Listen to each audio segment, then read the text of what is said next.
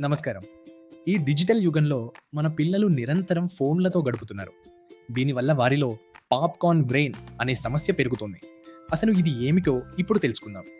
Popcorn brain అంటే digital ప్రపంచంలో నిరంతరం వచ్చే నోటిఫికేషన్లు, యాప్‌ల వల్ల మన మెదడు ఒకే చోట దృష్టి పెట్టలేక పాప్‌కార్న్ లాగా ఇటూ అటూ ఎగురుతూ ఉంటుంది.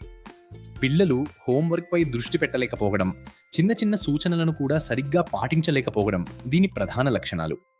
ఎప్పుడూ ఏదో ఒక ఉత్సాహం కావాలని కోరుకోవడం, కోపం, నిద్రలేమి మరియు ఏకాగ్రత లోపించడం వంటివి తల్లిదండ్రులు గమనించాలి. నిరంతరం ఇలా మల్టీటాస్కింగ్ చేయడం వల్ల మెదడు ఎదుగుదలపై ప్రభావం పడుతుంది. ఇది వారి తెలివితేటలను కూడా తగ్గించవచ్చు.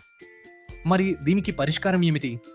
భోజనం చేసేటప్పుడు, పడుకునే ముందు ఫోన్లకు దూరంగా ఉండే స్క్రీన్ ఫ్రీ జోన్స్ ఏర్పాటు చేయండి. పుస్తకాలు చదవడం, మొక్కలు నాటడం లేదా పెయింటింగ్ వంటి ఏకాగ్రతను పెంచే పనుల్లో వారిని భాగస్వామ్యం చేయండి.